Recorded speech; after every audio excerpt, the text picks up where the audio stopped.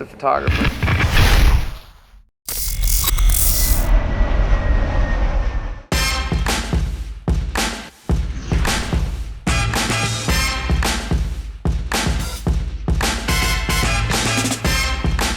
Flesh color Speedos on.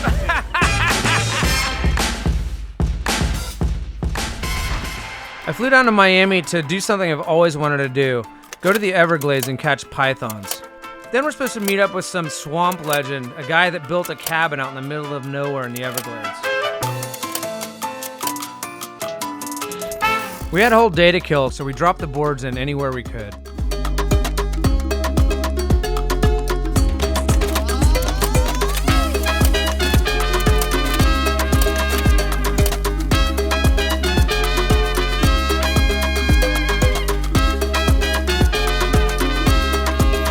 If you Google South Beach, you'll see this image 1,000 times. But because we're here and it's sunset, I'm gonna try it just one more time. Maybe even just a little better. Just maybe. 1, 2, 3, 4!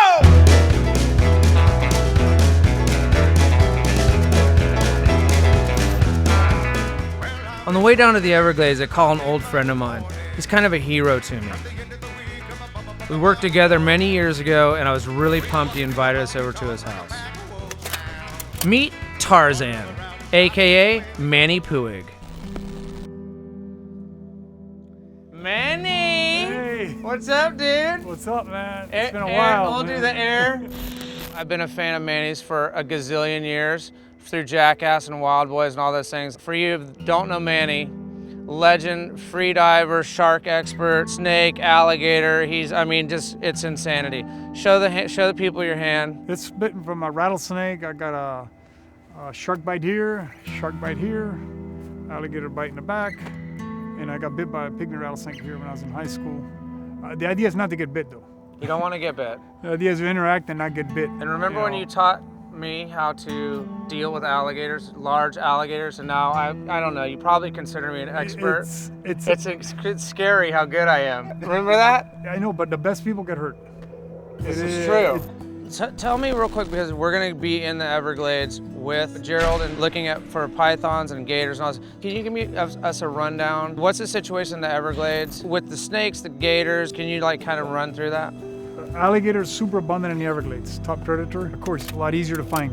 Pythons, yeah, they're out there, but they're hard to find. Hard to see them, hard to find. So I just met Kevin, chance encounter in Grayton Beach, 2 weeks ago? Yeah. Something like that. And a buddy of mine's like, you have to meet this guy. He hunts poachers. Explain what you do in Africa. Well, not just Africa, we work in Asia as well. I'm the founder of a non-profit called Wild Response, and we specialize in the prevention of the extinction of endangered species. So I do that through training wildlife rangers. We have to track poachers by visual, so we have to be on the ground looking for footprints or canines, or the early detection systems on the fences, or we're going off of intel on phones if we're looking for cell phones, or a lot of it is just being out on the ground and hunting people. To understand it, when they're poaching, there's no accountability.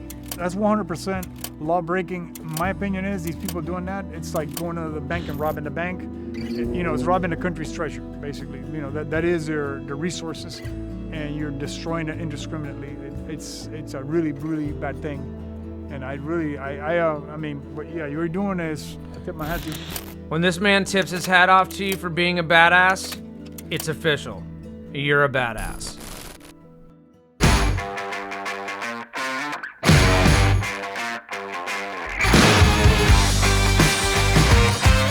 We're finally heading down to catch some pythons.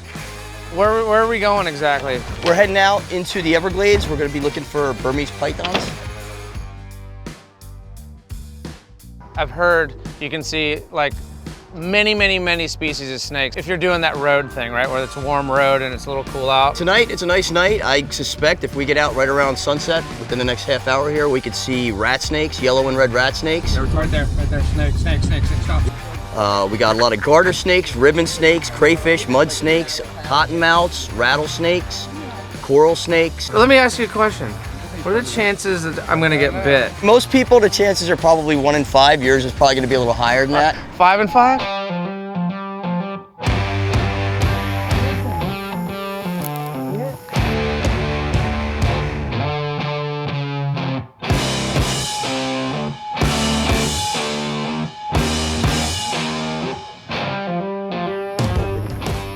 guys, going up the hill. Daddy wants a gator.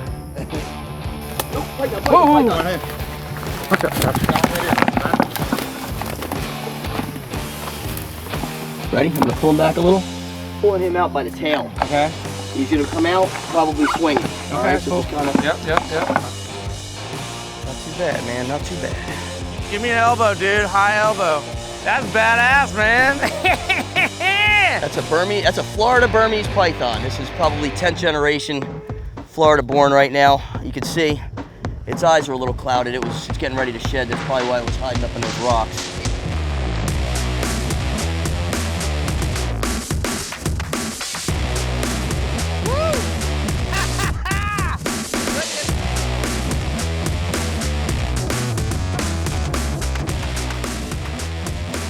Ah! 2 for 2.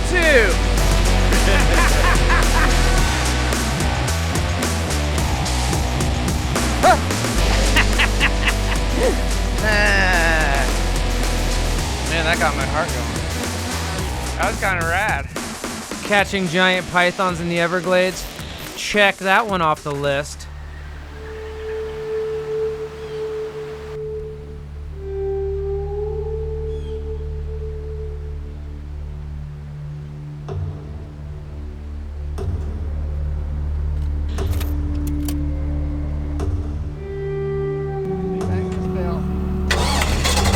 I didn't really know what to expect when they told me I was gonna meet this swamp dude in the middle of nowhere at an airboat dock. So we just loaded up and headed out.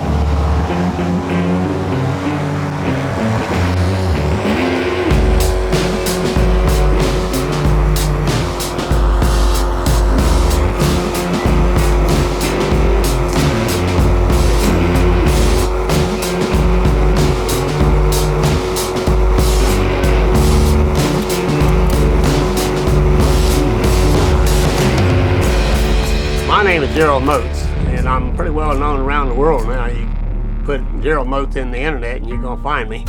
The name of the camp and my Facebook page is Old Glory Camp. But my tour business is Everglades Airboat Excursions. Got a lot of people come in here and do tours. The camp itself is rather unusual to say the least. I mean, who would think that you'd come out in the middle of the Everglades and find a building like this in the middle of a small tree head? How'd it get here? Got here by airboat. One piece at a time, one nail, one screw, one hammer, one saw. Everything, the roofing material, the lumber, everything had to come out by airboat. So probably a good 1,000 trips. So this is what I built. Spent a lot of time. It's just projects, things to do. You've got to have things to do. You can't just sit on the porch. You grow old and get all lock jointed and all that. You just die right here. Well, I'm not ready to die yet, so this is what I do. I build cabins. You know, I go frogging, I go fishing, I do tours, I do everything possible. Gotta keep going. Anybody eating the toes? Crunchy. Frog toes? Crunchy. Is it good luck? No, it doesn't taste good. Every once in a while, they give you the finger right before they go down. Yeah. This One one was a rebel. That's the one I get last a lot one. of it. I get a lot of them do that. Since you're into turtles and conservation with turtles, tell them the story you told me about putting the GPS inside turtle eggs and then tracking down how you do that. Yeah, so a big one right now is I'm dealing with turtle poaching as well. It's a big issue around the world. We haven't been able to get to the project this year because we're stuck out of Thailand. We can't get back right now with Corona, but it was on the future. We're heading back as soon as we can. But the poaching of sea turtles there is a big one, like hawksbill turtles, green sea turtles, loggerheads are affected too, especially like Thailand, Indonesia on the beaches. So the poachers there go onto the beaches at night, dig up the eggs, and they'll sell them in the local market. So it's very hard to track and trace. But as you know, with turtle eggs, you can wipe out a whole population of turtles real quick if you take all the eggs, because that's everything gone. And they don't care about that, so they'll take all the eggs. So there's companies out there now that have made eggs that look exactly the same, and GPS trackers. Isn't that crazy? If you had highly skilled people, you could, in theory, get on the beaches and leave no tracks and implant them into nests and then follow where the eggs went. And then if if you're working through the correct law enforcement agencies and Interpol and local and state levels, you can prosecute people, and then you have like the GPS showing you were the one that was on the beach, and I've got your footprints and my pictures, and at your shop. The big one with the poaching, it's a crime, especially when it gets into like the illegal wildlife, endangered wildlife. It's an actual crime, so it gets prosecuted by the police. So just same as a felony here. Yeah, that's the problem with around the world. Where there's money, they're going to do it. Yeah. They're going to do it, and regardless of the consequences, that does not stop them. You know, until you get enough people out there to make a huge impact on them, they're not going to stop. So I'm very fortunate to be out here like this. A lot of people say, well, don't you get lonely? I don't have time to get lonely. You can't keep a woman out here because she don't want to clean frogs and she likes the bright lights of the city and all that. So no, I'm never alone. Oftentimes it may be 2:30 in the morning, somebody pull in with an airboat. Usually firefighters that do that.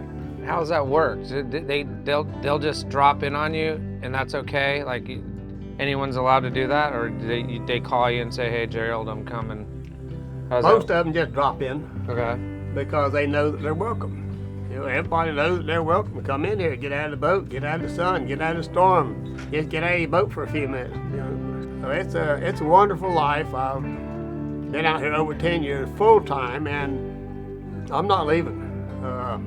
As long as I can crawl around on my own, this is it. This is it. You never get tired of seeing the same thing over and over again because it's not the same thing. Everything changes by the minute. Thanks, man. Thanks for having us. It's always a pleasure to have people come out and see this. And you know, like I say, we've had celebrities, we've done movies. One horror movie that most people probably wouldn't want to see. What's it called? You know? Lake Fear 2. Oh, about that? Is that about alligators? Lake Fear. No, actually it's the trailer to the first one, but Lake Fear 2, we killed 13 people and ate the last one. Were you in that movie? I was the instigator.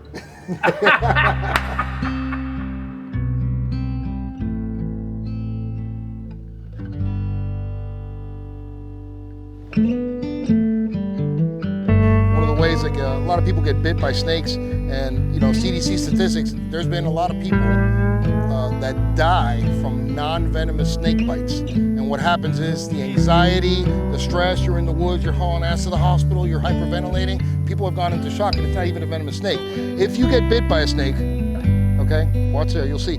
And it's, this snake here has many rows, it's got the rows of teeth, they're sharp. You see all the blood coming out right there? Basically, when you see that and you don't feel pain, there's no hemotoxin. All the hemotoxic snakes in Florida, and all the vipers, right there, I would probably be screaming in pain immediately.